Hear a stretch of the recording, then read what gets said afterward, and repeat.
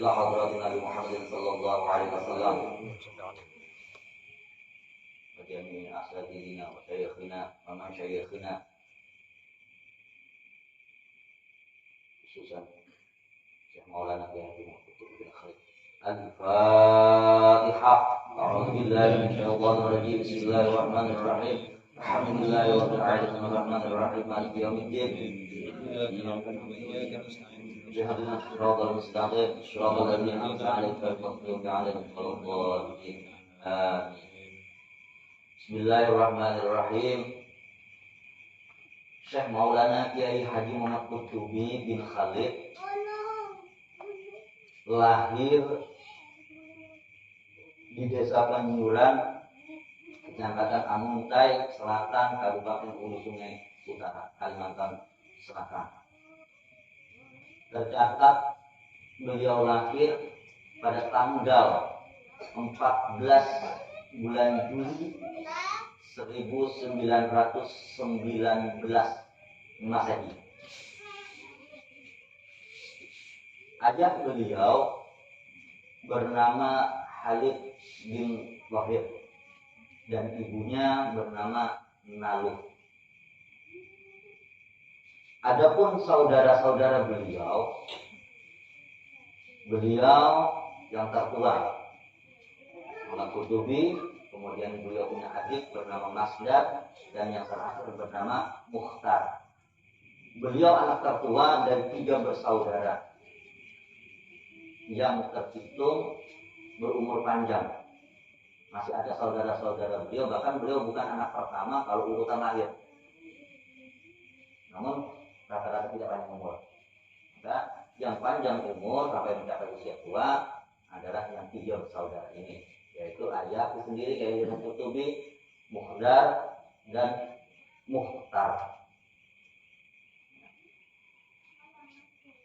Dan beliau sejak kecil diajari atau belajar kepada orang tua beliau. Guru yang pertama bagi beliau adalah orang tua beliau,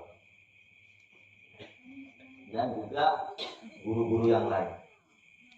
Nah, beliau ini sejak kecil memang terlihat sangat cerdas sekali, sehingga di usia 9 memasuki usia ke-10 beliau itu sudah lancar membaca Al-Quran dan baik membaca Al-Quran. Bahkan cuma bukan sekedar itu, sudah mampu mengajari teman-teman beliau sendiri yang seusia itu. Nah, kemudian di usia 12 tahun beliau mulai belajar ilmu yang lain, yaitu diantaranya ilmu fikih, ilmu nahwu, shorof, dan shorof. Nahwu shorof ini adalah ilmu alatnya. Disebut juga ilmu alat untuk bisa membaca kitab.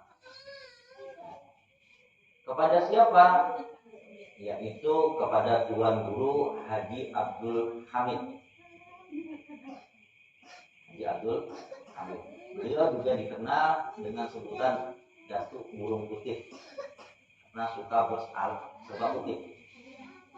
Kiai Haji Abdul Hamid atau guru beliau yang pertama, yang termasuk yang pertama ini selain orang tua, salah satu karomahnya mampu memindah kuburnya sendiri, dan tidak tanggung-tanggung kuburannya kada cuma pindah dari kampung ke kampung sebelah, enggak. Dari Kalsel pindahnya ke Maklak dan dipindah sendiri. Ini salah satu karamahnya. Nah, itu lain waktu kita ceritakan bagaimana beliau memastikan bahwa makamnya pindah. Itu guru pertama selain orang tua beliau. Yang kedua, beliau juga berguru, karena belum sampaikan beberapa nama guru, beliau menunjukkan guru kita bukanlah orang yang kita anggap orang biasa-biasa saja. Beliau punya banyak guru, sehingga ilmunya mumpuni. Yang kedua, guru beliau bernama Guru Asmaran. Nah, Guru Asmara ini guru kedua setelah Haji Abdul Hamid tadi menghantarkan, memang sengaja dihantarkan. Kita belajar lagi lah dengan ini, dan dihantarkan beliau. Nah, seorang murid itu taat. Nah, kemudian ayah dipasrahkan oleh Kiai Datuk Abdul Hamid tadi kepada guru asmaran untuk menambah ilmu. Ya. Di antaranya juga ilmu yang dipelajari adalah ilmu balaghah, juga ilmu mantik tasawuf, tauhid dan tafsir juga hadis. Kemudian beliau juga belajar kepada nomor 3, gurunya adalah guru Japri dari desa Panyuran. Nah, di sini beliau belajar ilmu tauhid dan ilmu hadis. Yang keempat, guru beliau adalah Tuan Guru Haji Mansur di Pasar Salasa, Alabiu. Nah, di sini beliau belajar ilmu nahwu, ilmu shoroh, fikih dan tafsir. Nah, yang kelima, beliau berguru kepada Tuan Haji Arwi di desa Ilir Masjid, Amuntai. Di sini beliau belajar ilmu tauhid dan ilmu tasawuf. Yang keenam, beliau juga belajar kepada Tuan Guru Haji Burdan di desa Ilir Masjid, Amuntai. Belajar ilmu tauhid dan tasawuf. Jadi bekal ilmu tasawuf sedikit beliau lumayan banyak. Tidak belajar di satu guru. Yang ketujuh, beliau belajar kepada Tuan Guru Husin desa Ilir Masjid, Amuntai. Di sini beliau belajar ilmu tauhid dan ilmu tasawuf.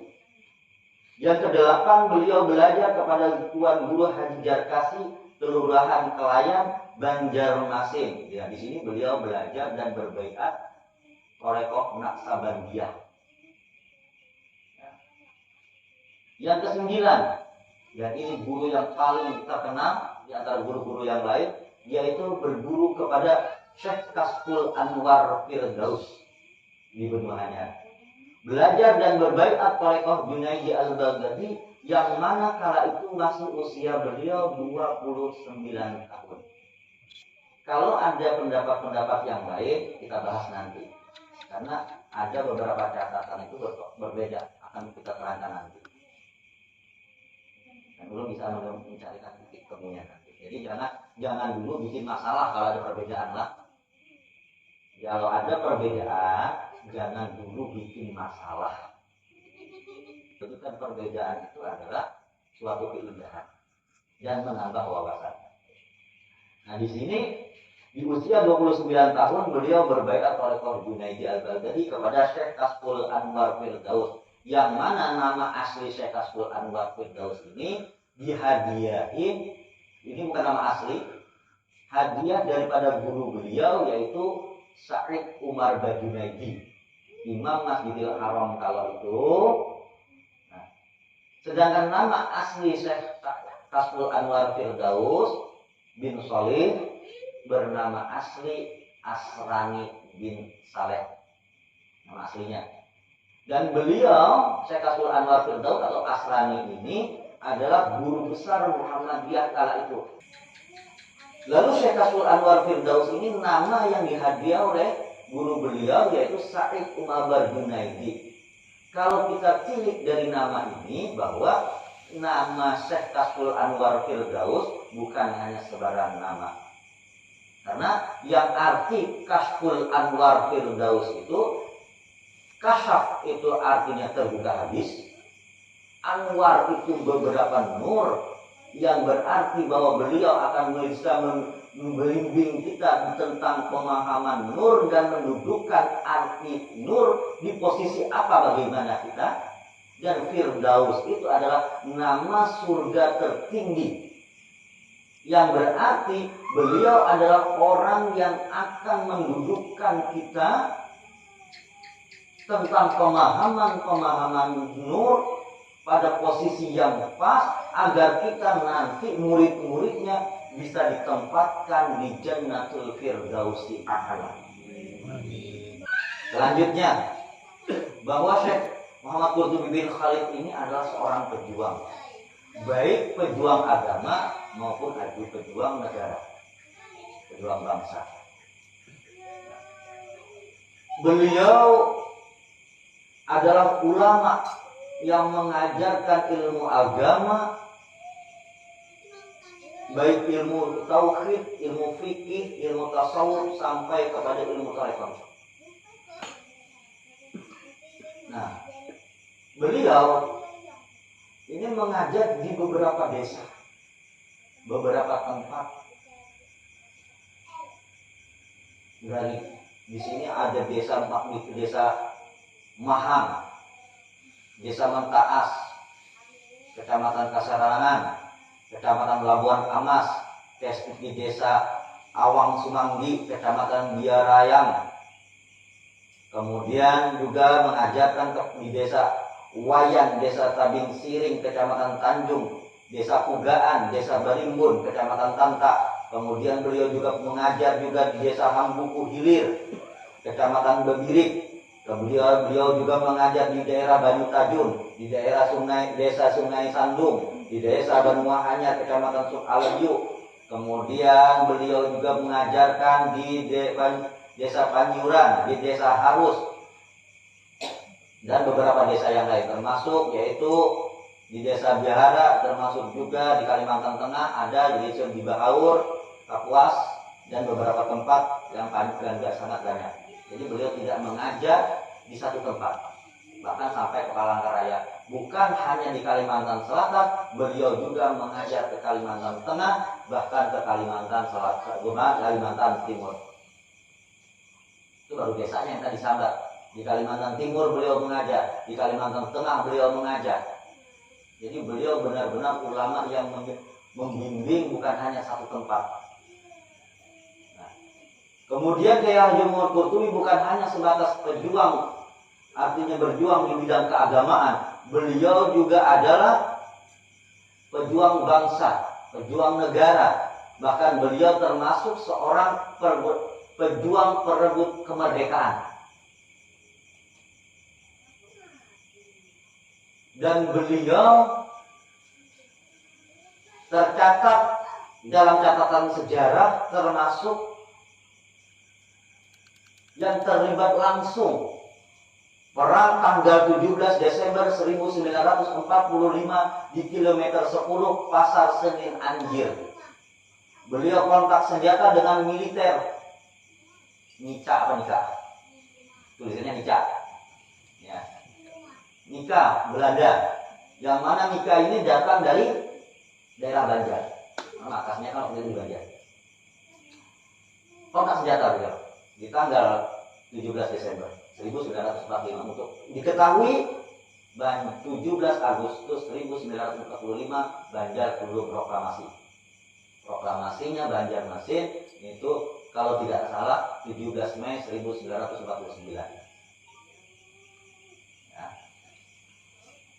Tanggal 23 Januari 1946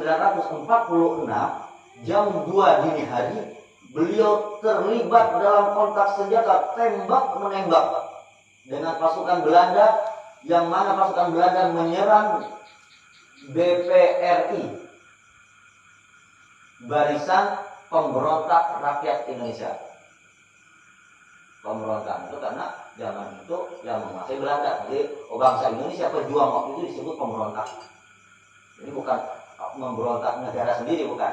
Ya, untuk dipahami. Di mana? Di Bahaur kejadiannya. Terlibat pula pertempuran di Anjir tanggal 18. Terjadinya Ba'da kata beliau. Ya jam-jam segini. Bahkan dalam hal ini beliau sempat berhasil merebut 2 pucuk senjata musuh. Pejuang beliau. Bukan hanya mohon pernah hidup di masa lalu cerita tentang peperangan, tidak. Beliau pelaku perang itu sendiri. Nah, beliau juga terlibat dalam penyelamatan pejuang perebut kemerdekaan. Waktu itu Belanda kan banyak mata-mata membocorkan di mana camp para pejuang. Maka beliau dengan guru beliau Syekh Kasful Anwar Firdaus tahu akan hal itu. Maka dengan karomah Syekh Kasful Anwar Firdaus bekerja sama dengan murid beliau yaitu guru kita Syekh Maulana Kiai Haji Muhammad Qurtubi, ujar Syekh Kasful Anwar Firdaus, kayak kita Pak, lindungi kampung ini. Terjadi di desa Simpang 4 Dalam Amuntai, kurang lebih 7 km meter daripada kota Mungkar. Makanya disebut simpang 4 dalam. Nah, dalam itu ada simpang 4 lagi. Simpangnya sekian. Ketika mata-mata Belanda dan pasukan Belanda menyerang, ayah dengan Pak Tua bisa melihat. Tapi beliau yang Belanda tadi tidak bisa melihat. Kemudian kampung tadi kan ada simpang 4 gitu. Dalam pelihatan bubuhan Belanda 3 terus. Simpang dalamnya 3 lagi. Berarti dari Belanda dan pasukan bukan tempat ini, karena informasi dari mata-mata simpangnya 4. Hilang simpang itu. Jadi tidak sesuai dengan informasi. Sehingga tidak jadi menyerang, mundur. Nah, ini salah satu karamat Syekh Kashful Anwar Firdaus, bisa melindungi suatu daerah kayak gaib di pandangan orang. Nah, berkat itu kemudian namanya Syekh Kashful Anwar Firdaus dan sampai saat ini dikenal orang yang awalnya simpang 4 dalam saja, lalu bertambah simpang 4 dalam Telaga Selaba. Dan itu salah satu karamat Pak Tuan karena Syekh Kashful dengan Kiai Haji Muhammad Qutbi melindungi kampung itu. Sehingga para pejuang kadang bisa dilihat, kampung pun ada sesuai yang dilihat oleh mata-mata dan Belanda. Nah, beliau terlibat di dalamnya. Bahkan kalau untuk perjuangan, beliau pernah bercerita bahwa di usia belasan tahun saja sudah mengangkat senjata. Nah, ulun singkat, karir kemiliteran beliau terakhir beliau berpangkat Peltu. Peltu itu ada pembantu letnan 1. Lumayan tinggi pangkatnya. Pembantu letnan 1. Dan beliau mengundurkan diri atau berhenti dengan hormat dari kemiliteran pada tanggal 5 Oktober 1950. Waktu itu kan sudah merdeka, makanya ditawari pejuang-pejuang yang terlibat dalam kemiliteran mau lanjut atau berhenti untuk kembali ke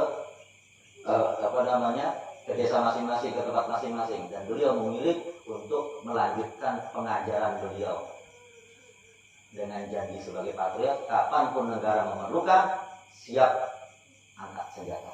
Itu janji patriot sudah. Bukan karena ada kesalahan lalu mengundurkan diri, bukan. Memang sudah waktunya merdeka. Dan itu diberikan tawaran. Adapun akhlak beliau. Akhlak beliau terhadap guru. Beliau tuh taat benar dengan guru. Ya termasuk itu tadi. Diserah dari guru pertama, diserahkan kepada guru-guru yang manut sih. Manut sih. Kita belajar ke sana, belajar ke sana. Kita belajar ke sana kok, belajar lagi sedikit. Ikut kita pernah ada, terus. Bahkan kepada Syekh Kashful Anwar Firdaus itu yang mengantarkan adalah guru Abdul Hamid juga. Dan diantarkan, ikam akan disempurnakan ilmu kamu antar kepada Syekh Kashful Anwar Firdaus. Modelnya enggih. Nah, sampai di sana, kemudian Pak Tuan, kan kita akrab panggil Syekh Kashful Anwar Firdaus Pak Tuan. Anak berguru lawan aku, dari kamu sudah. Mungkin ada syaratnya. Anak berguru lawan aku ada syaratnya. Apa syaratnya? Ikam harus makan nasi. Padahal Syekh Kashful Anwar Firdaus sendiri tidak makan nasi. Syekh Kashful Anwar tidak makan nasi, Pak Tuan tadi tidak makan nasi. Kemudian Kiai Haji Muhammad Qurtubi dari lahir sampai usia sedemikian juga belum pernah dan belum bisa makan nasi. Jadi yang didatangi kada makan nasi, yang diantar kada makan nasi, yang mengantar pun kada makan nasi. Tapi disuruh makan nasi. Karena taslim, pasrah terhadap guru,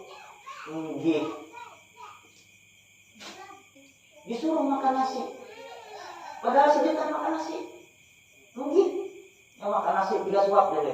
Makan nasi 3 suap. Garing 3 hari. Habis garing 3 hari, datang pulang sini. Datang lagi, kalau datang pulang langsung. Datang lagi gitu. Datang lagi, menemui saya Kasful Anwar Firdaus. Ya saya Kasful Anwar, masih hendak belajar kan kamu dengan aku? Nggih. Syaratnya di sini makan lagi kamu 5 suap, makan nasi lagi. Nggih, jadi. Makan 5 suap, garing 5 hari. Udah berapa hari? 8 hari. Garingnya aja tuh. Sebiji ilmu belum dapat. Ini saya keluar itu nih aja. Garing 3 hari masih datang. Garing 5 hari masih datang sini. Udah garing 5 hari datang sini lagi. Udah saya kasih lama itu masih enak guru kalau di aku masih. Kenapa? Perintah guru sebelumnya. Ayo. Imam Syibli untuk berguru kepada Syekh Imam Junaidi 5 tahun ujiannya. Sebiji ilmu kan bari. Seorang gubernur, seorang hakim diuji sudah jadi pengemis.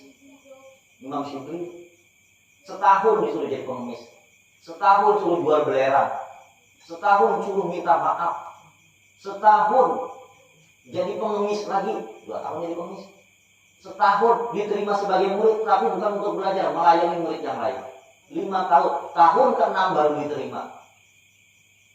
Wajar Imam Syibli berkeramat. Taat dengan guru luar biasa. Ada kita jangankan yang kayak itu, diuji kayak ayahnya, ampun enggak.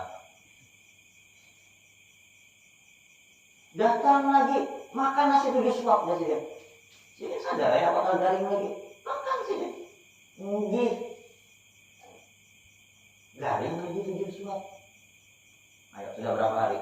15 hari. Garingnya. Tapi sini tetap datang. Datang pulang masih ada bubur kalau aku itu. Nggih.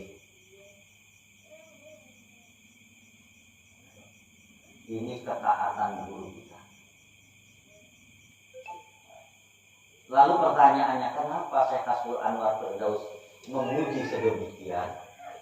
Ujar Syekh Kasful Anwar Firdaus, aku ingin panen raya. Sebab apa? Orang yang kada makan nasi itu kan berlain dari orang. Orang berlain dari orang itu ada bisi-bisi murid. Walaupun bisi murid susah diupati. Makanya sebenarnya orang nyelam yang gitu Rekor Junaidi kada bisa dijadikan guru. Kada boleh dijadikan guru. Karena pelajaran harus normal. Umumnya orang. Yang nyeleneh-nyeleneh minggir dulu. Hargai kelebihannya, minggir dulu. Kada boleh jadi guru. Karena apa? Kayak apa bisa murid mengikuti kalau pekerjaannya nyeleneh, berlain dari orang? Harus normal. Kemudian itu salah satunya.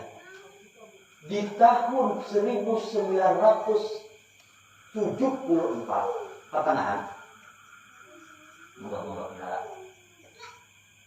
Di tahun 1974 pertengahan, di dalam kamar Riyadhah, Sidin dipanggil oleh guru Sidin. Dia suka soal Firdaus juga. Ini tidak tahu lah rahasianya selama di rumah makan nasi itu. Dipanggil, ujar Sidin, Pur, sini kam, bawa akan aku duit 50.000. Di tahun 7273 harga emas itu ke 2.500 aja, terus. Apa lali? Nah, 2.500. Kalau 50.000 berarti 20 gram. Nah sekarang 20 gram itu berapa duit? 20 juta. Ayo di kamar Riyadhah suruh menghadap guru, bawakan aku duit 20 juta. Di kamar Riyadhah itu murah duit lah. Ya. Nggih, ya sini. Tulak sini. Ini cerita singkat, sebenarnya cerita agak panjang. Tulaknya bagaimana dan sebagainya, di rumah seperti apa cobaannya, di perjalanan kayak dilalah kersane ngalah kalau jawabnya. Kok ya ada nitipkan ini amplop dasarnya sekian. Disampaikan ke guru Sidin, pas cukup udah sedia guru beliau. Orang-orang besar itu modalnya cuma ngejek dan melaksanakan, bukan ngejek tapi nggak melaksanakan. 1974 disuruh seperti itu. Saya nggak tahu. 1972 kata bapak saya harga emas masih 2.500. Di sini kalau orang Jawa yang mau di sini. Jadi kurang lebih 20 gram emas yang dipinta kalau sekarang. Ya kurang lebih 20 juta. Nah, beliau uji awal belajar, belum belajar diuji, taatnya luar biasa. Akhir hayat gurunya, saya kasih Anwar diuji lagi, taat juga. Dan masih banyak cerita-cerita lain ketaatan beliau terhadap guru. Kemudian akhlak beliau terhadap murid. Waktu Kayu Husni dari Mahakam Altim ya datang, terpisah 25 tahun kurang lebihnya sebelumnya, mendatangi ayah, dapat informasi dia datang. Rata-rata kan sudah tahu rumahnya Umi ya, itu jemput ke Pasar Kahayat. Zaman itu sepeda itu sudah bagus. Murid datang dijemput. Betapa beliau kada calon Jawane adigang adigong soko ilo soko isun tetap menghormati apalagi orang jauh walaupun itu murid. Itu akhlak beliau. Akhlak beliau. Jadi momen haul itu bukan hanya sekedar menyampaikan manaqib. Ayo kita introspeksi. Sejauh mana kita sudah meniru guru kita.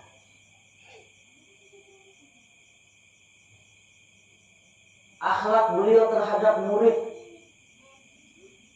Nah, misalnya beliau tuh makan bersama. Beliau tidak langsung makan. Dipastikan dulu murid-murid ini untuk sudah makan. Bahkan sedia jarang bilang diwakafkan. Gak ada penting ngambil ikan apa, memastikan sudah ngambil jatah apa enggak. Diwakafkan saja. Sudah semua ngambil baru sedikit ngambil. Nah, ini akhlak beliau. Kemudian di dalam perjalanan, di buku ini juga belum muat. Akhlak beliau. Ini tolong supaya kita semua sama-sama mendengar, sama-sama niat meniru. Dari sekian cerita ini masa ya nggak ada yang ditiru sama sekali dari akhlak guru kita. Dalam perjalanan, kita kan sering ke Palangkaraya, ya kan perjalanan rombongan. Bagaimana akhlak beliau? Beliau nggak mau meninggalkan rombongan, selalu dalam pantauan spion. Beliau paling depan, kadang mau meninggalkan mobil belakang yang lindung spion. Apabila sudah lindung spion, suruh spion istirahat dulu, tunggu. Karena musibah kita kada tahu. Itu selalu konvoy. Khawatir kalau murid sidin ada apa-apa di jalan. Ya, beliau. Kadang mau meninggal dari dunia sini, kadang mau meninggalkan murid-muridnya sampai akhir pun murid-murid ini di dunia sini. Ini akhlak beliau. Apakah sebatas itu? Kada. Beliau kan kunjungan kemana-mana nih, berhari-hari misalnya. Beberapa orang ikut rombongan, bisa 1-2 buil ikut rombongan. Sedikit banyak dari sekian murid, sekian tamu orang yang berhajat kepada beliau ngamplop. Dan kebanyakan adalah atas nama pribadi, ngasih sidin pribadi. Kalau sudah sampai ke tempat beliau di Mendawai, dihitung bensin habis berapa, rental habis berapa, sisanya kalau ada orang 8 atau orang 2 mobil misalnya 15 atau 14 orang dibagi rata.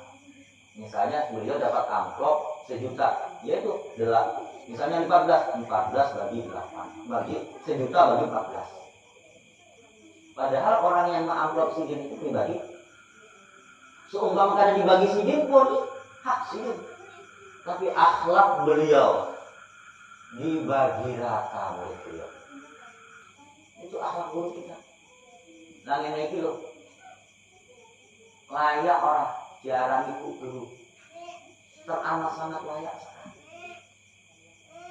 Layak untuk dikupu, layak untuk ditiru. Itu akhlak beliau. Nah terus kita dengan akhlak yang sedemikian besarnya guru kita, nirunya sudah sejauh apa? Sejauh mana? Kita, artinya saya dan kalian. Ya kita sama-sama mengukur diri sejauh mana kita meniru guru kita. Itu akhlak, di antara akhlak beliau. Terhadap istri beliau, sering Umi itu menceritakan, pernah kasih keterangan atau ada juga dia ke dapur mana biniku, Allah memastikan apa ya kalau oh ya kah ya tak bakal publik benar memastikan aja kondisi sedikit kan kalau tidak menutup poin dari perjalanan mabuk kah apakah dipastikan dia datang di sini romantisnya luar biasa. Kemudian di balik kealiman beliau dan kemuliaan beliau, tidak gengsi untuk bermakmum kepada siapapun yang tidak menjadi imam. Bahkan kepada petugas kebersihan atau sebagian orang mengatakan tukang sampah, padahal tukang sampah itu kan buang sampah. Kalau orang pemungut sampah, petugas kebersihan. Beliau rela menjadi makmum. Bahkan menyuruh dia menjadi makmum. Akhlak beliau terhadap orang yang mau mencelakai beliau. Di dalam perjalanan hidup biasa, ada yang suka, ada yang tidak suka. Istilah Jawane ono jeding ono peceren. Gede peceren, gede pecerene. Biasa. Jadi di antara yang tidak suka ada diceritakan bahwa beliau itu pernah diracun oleh seseorang. Yang mana racun itu sangat ganas sekali. Sampai perut beliau itu membengkak dan mengeluarkan darah dari mulut, hidung dan sebagai telinga, keluar darah. Saking ganasnya racun ini, rumah sakit aja tidak angkat tangan. Rumah sakit aja tidak angkat tangan. Udah ini nggak bisa diatasi udah, nunggu waktu aja. Saking ganasnya racun. Namun Allah berkehendak lain. Ada informasi coba dibawa ke pawang racun di sana. Kemudian sampai tempat pawang racun ini, kata si pawang racun, teken kontrak dulu kita. Saya nggak menjanjikan bisa, tapi kalau terjadi apa-apa, tolong jangan dijual saya. Siap. Nah, bila sampai 20 menit kada bergerak orang ini, yaitu ayah jadi mohon maaf kata beliau. Jadi akan 20 menit saja. Kalau sampai 20 menit ada tidak gerakan, relakan. Secara ilmunya sudah umur ayah sisa 20 menit.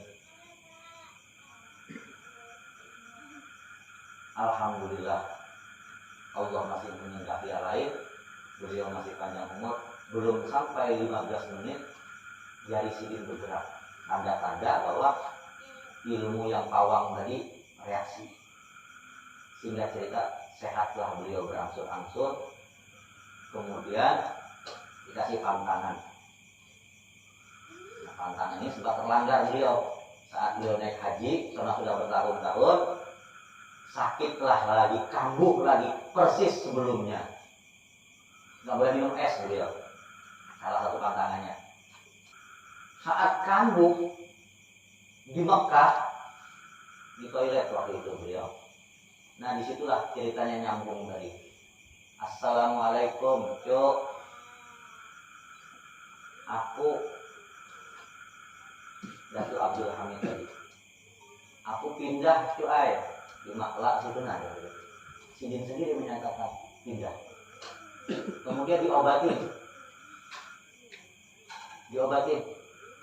sembuhlah saat itu. Jadi ada kejadian di luar Khoritul ada. Nah, sepulang dari itu, singkat ceritanya, pulang ke Indonesia setelah haji dan sebagainya, sepulang, nah di dalam perjalanan haji inilah beliau menerima musabakah yang saya contoh lain waktu kita ceritakan. Sampai di kapal sudah mau masuk Kalimantan Selatan, ada orang menegur, ayah, iya sih, lihat kalau pulang jangan ke rumah dulu lah, mampir dahulu. Gitu siap, ayah memang sudah kenal dengan orangnya. Mampirlah, singkat cerita, menjelang ya kurang lebih jam segini lah ceritanya itu, orang tadi masuk kamar ayah. Padahal bukan kamar. Kalau dulu itu, mohon maaf, rumahnya panjang los, dibatas cuma kain-kain gitu, jadi sekatnya cuma sekedar kain. Kemudian orang ini membawa mandau, menghadap ayah. Untuk apa? Apakah untuk membunuh? Tidak. Menangis orang. Ya, salah dia nanti. Bersimpuh beliau, mandau disuruh berbat. Salah dia nanti. Ulun minta maaf lawan dia. Apa kesalahannya? Yang meracun pian bahan itu ulun. Setelah ini kesalahan pian mau bunuh ulun, mau ulun rela, ulun minta maaf.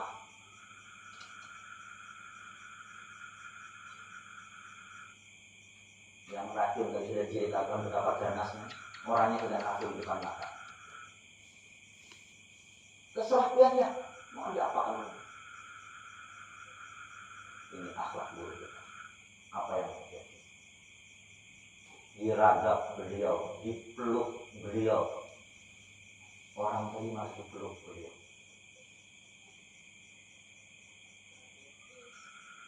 Bukan hanya sekedar dipeluk, mengatakan alhamdulillah untuk ikam umurkan panjang, untung umurku panjang. Ikam bisa minta maaf, aku pun bisa memaafkan. Ikam ini luar biasa, berjiwa besar. Amun ikam kada berjiwa besar, kada mungkin ikam minta maaf. Sudahlah, sedemikian racun itu dahsyatnya, bukan sebatas memaafkan akhlak buruk kita,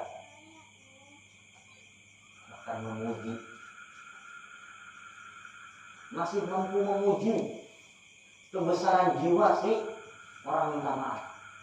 Kalau ikan ada berjiwa besar kan mustahil ikan minta maaf ke sini. Melupakan kesalahan, melihat kebaikan. Sejauh mana kita kira-kira sudah menghirup? Sejauh mana kita kira-kira sudah menghirup? Layak ada dijadikan guru. Bangga kita punya guru yang seperti ini. Bangga kita punya guru yang seperti ini. Bersyukur kita.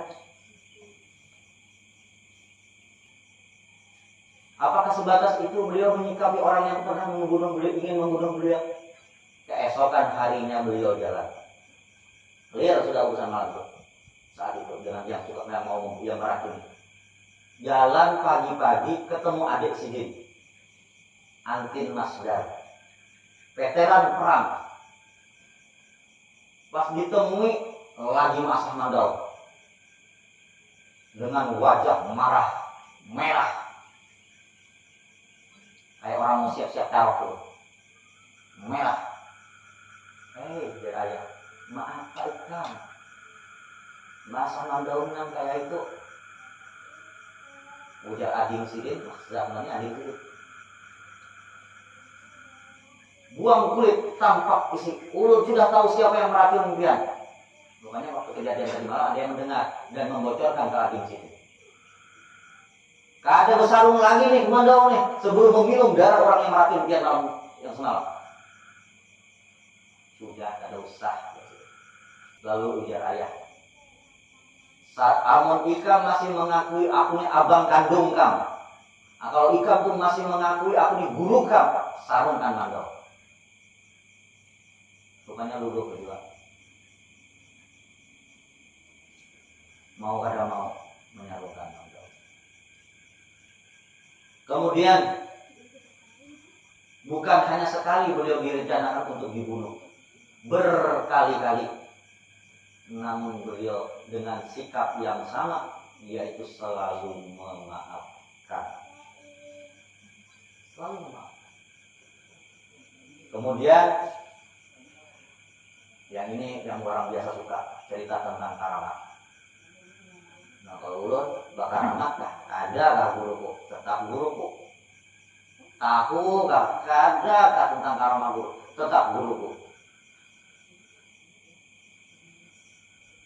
Karamat yang pertama dinyatakan oleh Maulana Al-Habib Muhammad Lutfi, Ketua Jatman Indonesia, juga Ketua Sufi Dunia. Nah, pendapat Habib Lutfi, Ketua Sufi Dunia tadi menyatakan melalui Guru Samsiar, ketika Guru Samsiar sowan kepada Habib Lutfi, menunjukkan foto Kiai Haji Muhammad Qurtubi, lalu Habib Lutfi menyatakan di depan jamaah beliau, ini adalah foto waliullah. Lalu jamaah bertanya, kalau di sini boleh ceritanya, di mana beliau? Di Kalimantan. Yang menyatakan wali, masyhur juga wali. Kemudian dari sumber yang sama, yaitu Guru Samsiar bin Basri, melalui via telepon setelah wafatnya Kiai Haji Muhammad Qurtubi, Guru Samsiar menelpon, Abah Habib, bagaimana sikap ulun? Ujar beliau, apa yang sudah diamanahkan, apa yang sudah diijazahkan, amalkan dan jalankan. Boleh kalau ulun tahu bagaimana, seperti apa makom guru ulun, yaitu Ayah Muhammad Qurtubi, Kiai Haji Muhammad Qurtubi? Dijawab oleh Habib Lutfi, simak supaya jangan ragu dengan guru kita, supaya jangan condong ke orang lain. Guru kita ada pernyataan. Maulana Habib Lutfi, Ketua Sufi Dunia saat ini, menyatakan seumpama dunia dibelah dua, separuhnya punya Kiai Haji Muhammad Qurtubi. Kemudian yang ulun sendiri menerima langsung pernyataan dari Maulana Habib Lutfi. Waktu ulun datang, waktu itu ulun, almarhum Haji Ihsan, dan Awak yang kemarin yang pernah ke Pekalongan, saya tahu dengan Awak. Begitu datang, assalamualaikum, waalaikumsalam. Syekh Qurtubi ya, itu sih, Syekh Qurtubi ya. Dinandu langsung beliau dengan guru kita.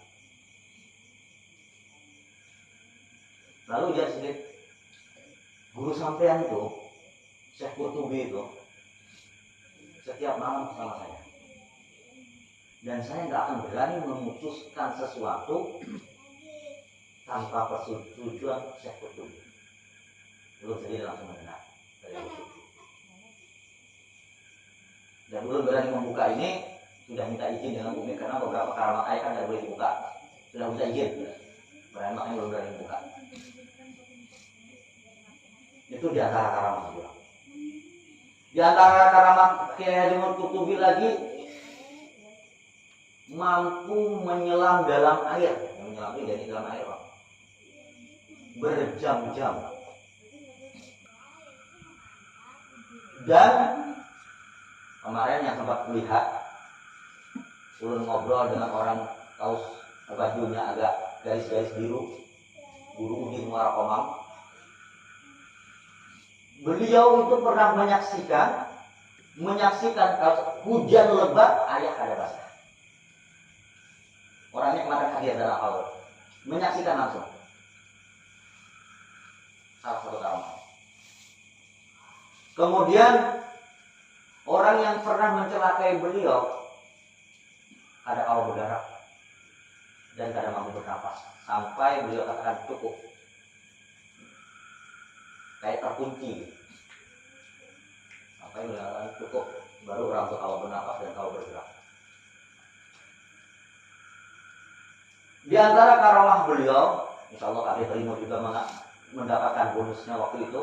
Tahun 2009 kurang lebihnya, haul beliau di tahun 2009, saya ikut makan sapinya itu. Sapi itu hadiah daripada murid Kiai Haji Muhammad Qurtubi yang saat itu sebelumnya punya penyakit yang kronis yang harus dioperasi. Ternyata ngejar ayah dalam mimpi si murid tadi, padahal murid ini sudah nggak ngamalkan. Ya iling ke ceritanya. Saya ingat sebabnya 2009 itu kita seragam dari SBY, makanya saya ingat tahunnya. Almarhum SBY. Penyakit kamu angkat, karena penyakitnya itu kronis, dia minder. Dikira diangkat itu meninggal sekalian. Pas keluar operasi diangkat, dokter periksa, loh kok gak ada penyakitnya? Nanya, ada ngalamin apa? Gak ada ngalamin apa-apa. Enggak, ini ngalamin apa? Kenapa Pak? Sampai ngalamin apa? Ini penyakit saya sudah diangkat, sudah gak ada. Lalu cerita, saya mimpi guru saya begini, bahwa beliau katakan penyakit saya diangkat. Guru sampai masih hidup apa? Sudah nggak ada. Sudah nggak ada. Kapan haulnya? Saran dokter untuk memperingati haul gitu. Dan alhamdulillah syukurnya beliau menyumbang 1 ekor sapi dan dulu untuk makan waktu itu. Acaranya masih haul di Mendawai waktu itu. Padahal 2009 ayahnya sudah wafat, masih bisa menyelamatkan murid. Padahal murid ini pun kurang aktif. Apalagi yang aktif? Jangan mentang-mentang kesannya murid kurang aktif lalu bukan tidak aktif juga. Itu tersalah. Itu ibarat ujar abah itu ma'asah itu supaya tajam. Amun kada tahu ma'asah tergulung mata. Mentang-mentang cerita ini murid yang kada aktif, lalu umat kada aktif juga. Ini tak salah paham. Nah kemudian pengalaman ulun pribadi, aku imam kalau percaya. Kami hampir kebakaran. Jarak api dengan kandang kami itu mungkin ulun ke nenek. Atapnya atap daun, bahannya kayu kering semua. Jerit mamanya imam. Padahal amanahnya begini, kalau ada apa-apa, panggil nama ayah yang di candi. Siapa yang nama dia di candi? Ulun kada diamanahkan untuk dirahasiakan. Ulun buka nama Sidin Pangeran Kumala Intan Belahan. Kalau ada yang merasa minta dulu dirahasiakan, ulun kada diamanahkan untuk dirahasiakan. Kalau nama Sidin di hadrat itu dirahasiakan. Nah, waktu itu kurang lebih sini dengan nenek itu api, antara kandang dengan api. Musim panas. Mama imam diri, ayah tolong ulun.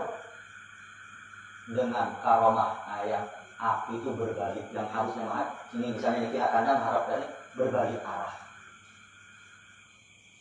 Tapi terlepas daripada itu semua, Bakaramah sudah terbukti ya, adakah beliau tetap dulu. Orang sesat dan beberapa murid yang sesat bertawassul kepada nama ayah yang tadi ditunjukkan di jalan bakat dan tidak sebagian melihat bayangan ayah yang menuntun ayah. Kemudian di antara kata-kata beliau, ujar beliau, kalau tidak bisa menambah kebaikan, maka aku akan mempertahankan kebaikan yang sudah ada. Kalau merusak aku kada.